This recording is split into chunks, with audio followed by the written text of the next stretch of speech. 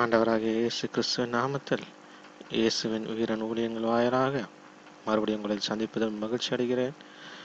ஆண்டவர் தந்த இந்த அருமையான நேரத்திற்காக, சூழ்நிலைக்காக ஆண்டவருக்கு நன்றி செலுத்துகிறேன். இந்த நாளிலும் கூட நாம் மறுபடியும் ஒரு விசை கர்த்தருடைய வார்த்தையை தியானிக்க கூடி வந்திருக்கிறோம். இப்பொழுதும் கூட ஆண்டவர் உபத்திரங்கள் மத்தியில் நமக்கு அருளும் ஆறுதலை குறித்ததான காரியங்களை குறித்து நாம் சிறிது நேரம் தியானிப்போம். இதற்கு ஆதாரமாக அப்போஸ்தலனாகிய பவுல் கொரிந்தியருக்கு எழுதின 2ஆம் நிருபம் 1ஆம் அதிகாரம் 4ஆம் வசனத்தை நாம் வாசிப்போம். வசனம் சொல்கிறது, தேவனால் எங்களுக்கு அருளப்படுகிற ஆறுதலினாலே எந்த உபத்திரவத்திலாகிலும் அகப்படுகிறவர்களுக்கு நாங்கள் ஆறுதல் செய்ய திராணியுள்ளவர்களாகும்படி எங்களுக்கு வரும் சகல உபத்திரவங்களிலேயும் அவரே எங்களுக்கு ஆறுதல் செய்கிறவர் என்று கூறுகிறது. ஆம், வேதனையின் மத்தியில் வாடிக்கொண்டிருக்கிற மக்களுக்கு நாம் ஆறுதல் செய்ய வேண்டுமானால் அந்த வேதனையை குறித்த பாரம் நமக்கு இருக்க வேண்டும். அப்படிப்பட்ட பாரம் நாம் அப்படிப்பட்ட வேதனைக்குள்ளாய் கடந்து செல்லும் பொழுதே அதை குறித்து நம்மால் உணர்ந்து கொள்ள முடியும். வேதனையை குறித்த அனுபவம் இல்லாமல் யாரையும் நம்மால் ஆறுதல் படுத்தவோ தேர்தல் படுத்தவோ முடியாது. பசியை குறித்தும் வறுமையை குறித்தும் அறிந்தவர்களுக்கே அதனுடைய வேதனை தெரியும். வியாதி படுக்கையில் வேதனைப்பட்டவர்களுக்கே வியாதியின் கொடுமை தெரியும். எனவே இங்கும் தேவ பிள்ளைகள் படுகிற எப்படிப்பட்ட உபத்திரவத்தின் மத்தியிலும் அவர்களுக்கு ஆறுதல் செய்யும்படியாய் அப்போஸ்தலருக்கு தேவன் இப்படிப்பட்ட ஒரு வழியை காண்பித்தார். தேவனால் மகிமையாய் பயன்படுத்தப்பட்டும் அற்புத அடையாளங்களை தங்கள் வாழ்க்கையில் அவர்கள் செய்தும் தேவனுடைய வார்த்தையை வல்லமையாய் பிரசங்கித்தும்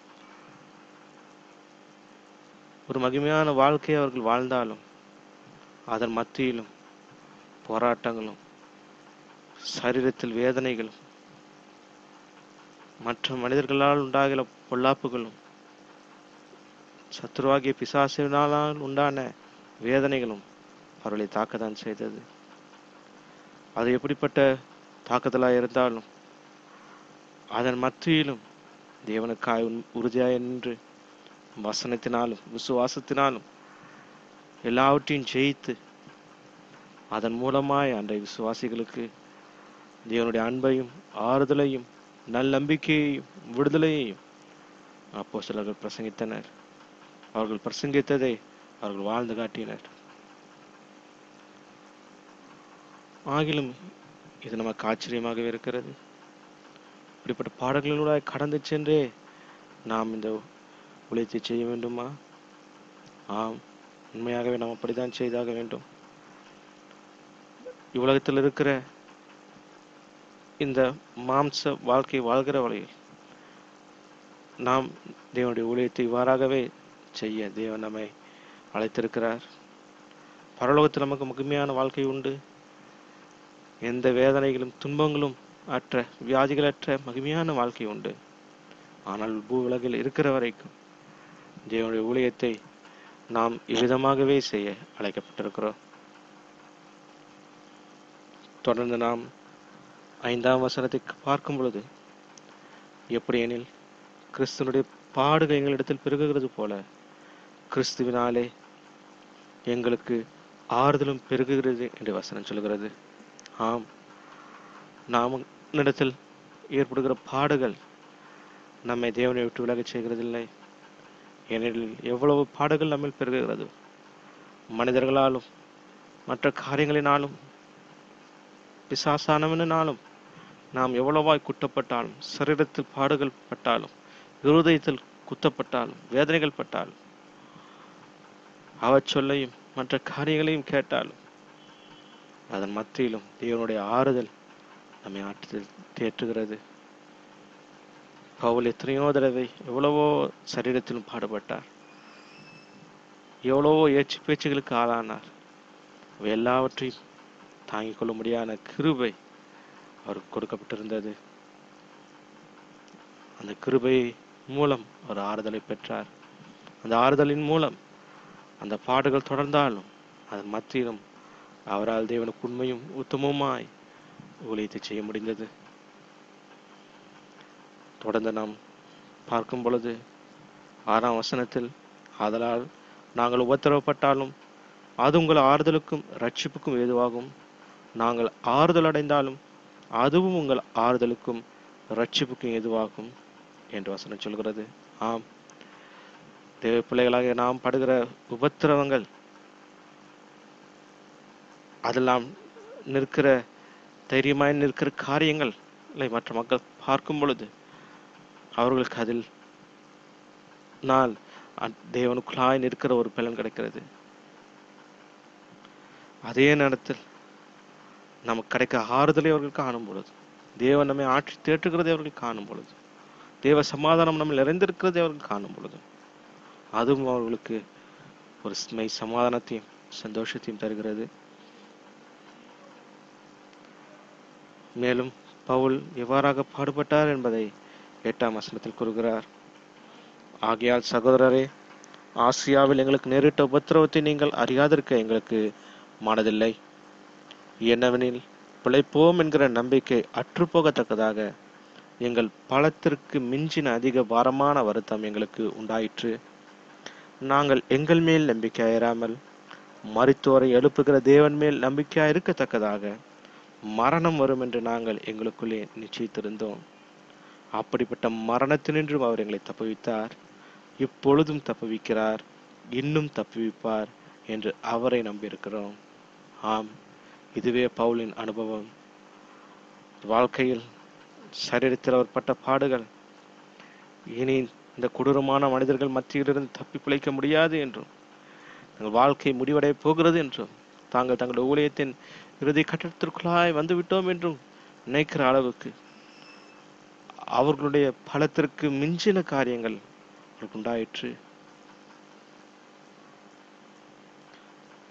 அவரை கூறுகிறபடி மரணம் வரும் என்று நாங்கள் எங்களுக்குள்ளே நிச்சயித்திருந்தோம் என்று கூறுகிறார். ஏற்பட்ட உபத்திரவங்கள், ஏற்பட்ட பாடுகள் இனி நம்மால் ஒன்று முடியாது என்கிற நிலைமை அவருக்கு கொண்டு வந்து விட்டது. நம்மால் அப்பொழுது அவரால் தைரியமாய் இருந்திருக்க முடியுமோ என்று நாம் அறிந்திருக்க முடியாது. ஆனால் அப்பொழுது ஒன்று அவர் வாழ்க்கை குறுக்கிட்டது. அப்படிப்பட்ட மரண தருவாயில், அப்படிப்பட்ட பொல்லாத சூழ்நிலையில் தேவன் அவர்களை அற்புதமாய் தப்புவித்தார். அதுவே பவுலின் வாழ்க்கையில் ஒரு மிகுந்த ஆறுதலை கொடுத்தது. இப்படிப்பட்ட மரண சூழலிலிருந்தும் என்னால் இனி எதுவும் செய்ய முடியாது என்று நானே நிச்சயித்துக் கொண்டிருந்த நேரத்திலும், இனி அவ்வளவுதான், எல்லாம் முடிந்தது போயிற்று என்று நான் நினைத்த வேளையிலும் தேவன் என்னை தப்புவித்தாரே, இப்பொழுதும் தப்புவிக்கிறாரே, ஆகவே இனிமேலும் அவர் தப்புவிப்பார் என்று அவர் மேல் நம்பிக்கையாக இருப்பேன் என்று சொல்லி அவர் நம்பிக்கையாக இருக்கத்தக்கதாய் அவருடைய வாழ்க்கையில் ஏற்பட்ட உபத்திரவங்கள் அவர் தேவனுக்குள்ளாய் நிலைநிற்கும்படியான காரியங்களையே கொண்டு வந்தது. நம் வாழ்க்கையில் கூட அவ்வப்போது ஏற்படுகிற சிறு சிறு காரியங்கள் தேவன் நமக்கு அற்புதங்களை செய்யும் போது அது அவ்வளவாய நம்முடைய இருதயத்தில் பதிவதில்லை. ஆனால் நம் வாழ்க்கையில் நாம் கொஞ்சமும் எதிர்பாராத காரியங்கள், நம் பலத்திற்கு மிஞ்சி நாம் சகிக்க முடியாதபடிக்கு நாம் தோற்று போனோம் என்று எண்ணுகிறபடி, இனி இந்த மனிதர்களிடமிருந்தோ இந்த பொல்லாத சாத்தானிடமிருந்தோ நம்மால் தப்ப முடியாது என்று சொல்லி நாம் சோர்ந்து போயிருக்கிற நேரத்தில், நாம் பலனற்று இருக்கிற நேரத்தில், நாமே புரிந்து கொள்ள முடியாத வகையில் தேவன் நம் வாழ்க்கையில் அற்புதங்களை செய்யும் நம் வாழ்க்கையில் ஒரு புது பலன் கிடைக்கிறது, ஒரு ஆறுதல் கிடைக்கிறது. அந்த ஆறுதலினால் நம்மை போலவே வாழ்க்கையின் இறுதி கட்டத்தில் வந்த மக்களுக்கும் நம்ம தைரியமாய் ஆண்டவரை பற்றி கூற முடிகிறது. இந்த நாளில உலகத்தின் முழுவதிலும் எவ்வளவோ உபத்திரவங்கள் தேவ பிள்ளைகளுக்கு விரோதமாய் கட்டவிழ்க்கப்பட்டிருக்கிறது. அதை பார்க்கிற நாம், ஐயோ, இப்படிப்பட்ட சூழ்நிலைகளுக்குள்ளாய் நாம் இருக்கிறோமே, எல்லாம் சத்துருவின் கையில் கொடுக்கப்பட்டிருக்கிறதே, உலகத்தின் அதிகாரங்கள், ஆட்சிகள் எல்லாம் அவனிடத்தில் கொடுக்கப்பட்டு விட்டதே, இனி நம்மால் என்ன செய்ய முடியும் என்று சொல்லி நாம் தைக்கும்போது, அப்படிப்பட்ட சூழ்நிலையிலும் தேவன் நம்மை காக்கிறார். ஒருவேளை சில இரத்த சாட்சியை மறித்தாலும் அது மற்ற தேவ பிள்ளைகள் பயந்து ஓடி போவதற்கல்ல, துணிந்து நிற்பதற்கே அது வழிவகுக்கும் என்கிற ஒரு காரியம் இப்பொழுது வெளிப்படுகிறது. எவ்வளவாய் துன்புறுத்தல் ஏற்படுகிறதோ அவ்வளவாய் அற்புதங்களும் அடையாளங்களும் தேவனுடைய அபிஷேகமும் மக்களின் மத்தியில் பொழியப்படுகிறது. எவ்வளவாய் நொறுக்கப்படுகிறார்களோ அவ்வளவாய் மக்கள் பெறுகிறார்கள். எவ்வளவாய் சுவிசேஷத்திற்கு தடை ஏற்படுகிறதோ அவ்வளவோ அதிகமாய் சுவிசேஷம் பிரசங்கிக்கப்படுகிறது. இதுவே தேவ திட்டம். இந்த திட்டத்திற்காகவே தேவன் 33 ஆண்டுகள் பூமியில் வாழ்ந்தார். அவர் செய்ய இருந்த காரியம் வெறும் 3 மணி நேரம் சிலுவையில் தொங்குவதற்கும் 3ஆம் நாளில் உயிர் தெழுவதையுமே அவர் பூமியில் வந்த நோக்கம். ஆனால் இந்த 3 மணி நேரமும் 3 நாளைக்கும் செய்ய வேண்டிய இந்த காரியத்திற்காக 33 வருடங்கள் பூமியில் வாழ்ந்தார். அது வாழ்ந்ததின் நோக்கம் என்ன? தேவன் நம்முடைய பாவங்களுக்காய் தன் சரீரத்தை ஒப்புக் கொடுப்பதற்கு முன்பாக அதே சரீரத்தில் நாம் கடந்து போகும் சகல உபத்திரவங்களையும் அவரும் கடந்து சென்றார். நமக்கு வருகிற சகல பாடுகள், மக்களினால் வருகிற இழப்புகள், சரீரத்தின் பலவீனங்கள், சோர்வுகள், பசி, வேதனை, அழுகை, சிரிப்பு, தேவப்பிள்ளைகளோடு கூட இருக்கிற உறவு, எல்லாவற்றையும் அவர் 33 ஆண்டு காலம் உலகத்தில் நம்மை போலவே அனுபவித்தார். அவரும் ஓடி ஓடியே பிரசங்கித்தார். தலை சாக்க இடமில்லாமல் பிரசங்கித்தார். எதிர்ப்புகள் மத்தியிலும், ஏய்ப்புகள் மத்தியிலும், கொலை பாதகர்கள் அவரை விரட்டின சூழலில் மத்தியில் தன்னுடைய வேலை வரும் வரை தன்னுடைய ஊழியத்தை தொடருவேன் என்று சொல்லி தன்னுடைய ஊழியத்தை தொடர்ந்தார். அவரே நமக்கு நல்ல முன்மாதிரி. அவர் சிலுவையில் பட்ட பாடுகளைப் போல் நாம் பட தேவையில்லை. ஆனால் அவருடைய ஊழியத்தை போல் நாம் ஊழியத்தை செய்வோம். ஆனால் 3ஆம் நாளில் அவர் உயிர் தெளிந்து மகிமையான சரீரத்தை பெற்றுக்கொண்டதைப் போல நாமும் மகிமையான சரீரத்தை பெற்றுக்கொள்ள முடியும். அவர் ஏற்கனவே நமக்காக ரத்தம் சிந்தி விட்டார். இனி நாம் ரத்தம் சிந்த தேவையில்லை. நாம் செய்ய வேண்டியதெல்லாம் உலகத்தில் இருக்கிற வரைக்கும் தேவன் நமக்காக வைத்திருக்கிற பணியை உண்மையும் உத்தமமாய் செய்து, அது எப்படிப்பட்ட சூழ்நிலையா இருந்தாலும் சரி, அவை எல்லாவற்றின் மத்தியிலும் உண்மையும் உத்தமமாய் நம்மளுடைய ஊழியத்தை செய்வோமானால் நிச்சயமாய் அது நம்முடைய ஊழியத்திற்கு பலனை கொண்டு வரும். நம்மால் அநேக மக்கள் தேவனுக்குள்ளாய் பலப்பட அது எதுவாகும். வெறும் சுவிசேஷத்தை கேட்பது மாத்திரமல்ல, அவர்கள் தேவனுக்குள்ளாய் ஊன்று கட்டப்பட வேண்டும். எப்படிப்பட்ட எதிர்ப்பான சூழல்கள் மத்தியிலும் அவர்கள் தேவனுக்காய் உண்மையாய் நிற்க வேண்டும். சில நேரம் அது பாடுகளாய் இருக்கலாம், சில நேரம் அது சத்துருவின் வஞ்சிக்கிற சூழ்நிலைகளான காரியங்களாக இருக்கலாம். எது எப்படி இருந்தாலும் தேவனுக்காய் உண்மையாய் நிற்கிற ஒரு ஜன கூட்டத்தை தேவனுக்காய் எழுப்பும்படியாய் தேவன் நமக்கு இந்த ஊழியத்தை கொடுத்திருக்கிறார்.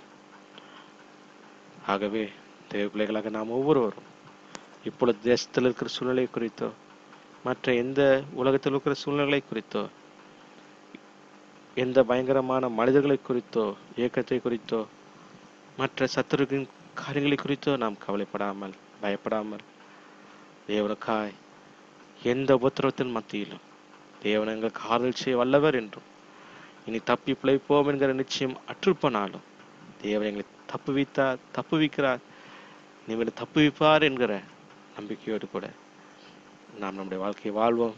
நம்முடைய அன்றாட வாழ்க்கையானாலும் சரி, ஊழியமானாலும் சரி, எல்லாவற்றிலும் தேவனுக்காய் உறுதியாய் நிற்போம். கர்த்தர் தாமே நம்மை ஆசீர்வதிப்பாராக. அருமையான இந்த வார்த்தைகளை நீங்கள் கேட்டதற்காக நன்றி செலுத்துகிறேன். இந்த வேளையிலும் நான் உங்களுக்காக ஜெபிக்கிறேன். நீங்கள் இப்பொழுதும் சரீரத்திலோ வியாதியின் நிமித்தமாகவோ மற்ற எந்த ஒரு காரியத்தின் நிமித்தமாகவோ ஆறுதல் இல்லாமல் வேதனையின் மத்தியில் நீங்கள் இப்பொழுது கடந்து போய் கொண்டிருந்தாலும், எனக்கு ஆறுதல் செய்த தேவன் என்னுடைய உபத்திரவத்தின் மத்தியில் எனக்கு ஆறுதலை தந்து, என் வேதனையின் மத்தியிலும் என் துன்பத்தின் மத்தியிலும் என்னை மீட்டெடுத்து என் வாழ்க்கையில் அற்புதத்தை செய்த தேவன், செய்கிற தேவன், செய்ய போகிற தேவன் உங்களையும் தப்புவிப்பார் என்பதை நான் உறுதியாய் கூறுகிறேன். கர்த்தர் அப்படியாய் உங்களை ஆசீர்வதிப்பாராக.